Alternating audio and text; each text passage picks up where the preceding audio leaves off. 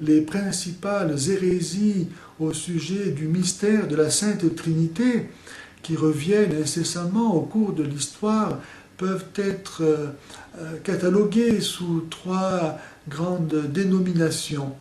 La première, c'est tout simplement le trithéisme, c'est-à-dire la croyance que la Trinité est composée de trois dieux, ce qui n'est pas le cas. La Trinité est un seul et même Dieu, le seul et vrai Dieu. La deuxième dénomination, c'est celle du modalisme, initié malheureusement par un évêque, Sabellius, au 3e, 4e siècle, et pour qui il n'y avait qu'une personne en Dieu qui se manifestait sous trois aspects différents. Mais lorsque Jésus s'adresse à son Père, il s'adresse bien à une personne distincte de lui. Et lorsque le Père et le Fils envoient l'Esprit Saint, c'est bien une personne aussi distincte d'eux-mêmes. Troisième genre d'hérésie trinitaire, c'est l'arianisme, inauguré par Arius, un prêtre d'Alexandrie au IVe siècle, pour qui seul est Dieu le Père, tandis que Jésus et l'Esprit Saint ne sont que des créatures, certes supérieures aux autres, mais non pas divines. Pour défendre sa foi face à ces hérésies, l'Église a été obligée de formuler aussi précisément que possible sa foi. Et pour ce faire, elle a dû chercher et trouver des notions adaptées à la nouveauté de la vérité qu'elle annonçait. Par exemple, pour dire le mystère du Christ, qui est à la fois Dieu et homme, comment le dire? Puisqu'il est le seul à être comme cela, il n'y a pas de comparaison possible.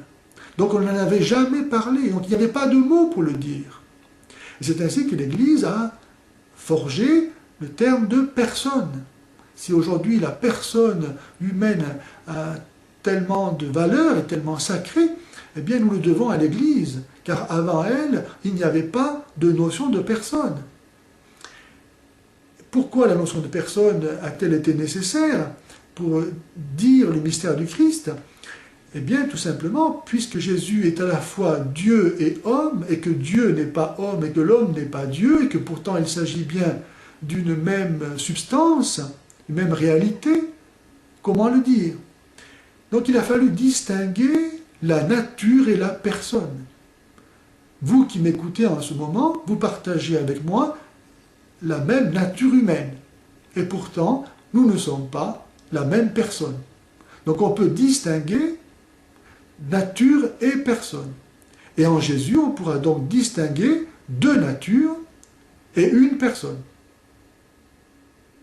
Dire qu'il y a en Jésus une personne et deux natures, ce n'est pas contradictoire. On pourra aussi ainsi dire qu'il y a en Dieu une nature divine et trois personnes. Distinguer nature et personne était donc nécessaire pour exprimer le mystère de la Trinité, à partir du mystère même du Christ, qui est, lui, le révélateur du mystère de Dieu. Jésus est une personne qui est Dieu et homme, parce qu'il a les deux natures, divine et humaine. Il n'a pas cessé d'être Dieu en devenant homme, mais il est une personne, non pas humaine, mais divine. Il faut, au sujet du mystère de la Trinité, garder en mémoire 5 vérités pour être sûr de ne pas s'égarer au contact de toutes ces hérésies.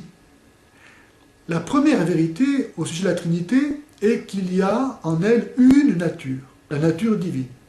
Deuxième vérité, il y a en Dieu deux processions. La procession du Fils à partir du Père, qu'on appelle l'engendrement du Fils, et la procession du Saint-Esprit à partir du Père et du Fils comme étant son seul et unique principe. Il y a en Dieu, troisièmement, 3 personnes. Quatrièmement, il y a en Dieu 4 relations.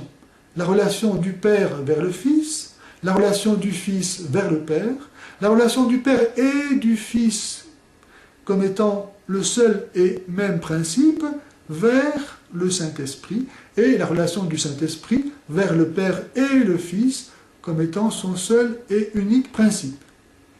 Et cinquièmement, il y a en Dieu 5 notions, que sont les 4 notions que je viens d'indiquer, la notion de nature, la notion de procession, la notion de personne, la notion de relation. À quoi il faut ajouter le fait que le Père n'a pas d'origine. Si le Fils est engendré par le Père, si l'Esprit Saint procède du Père et du Fils, le Père, lui, n'a pas d'origine.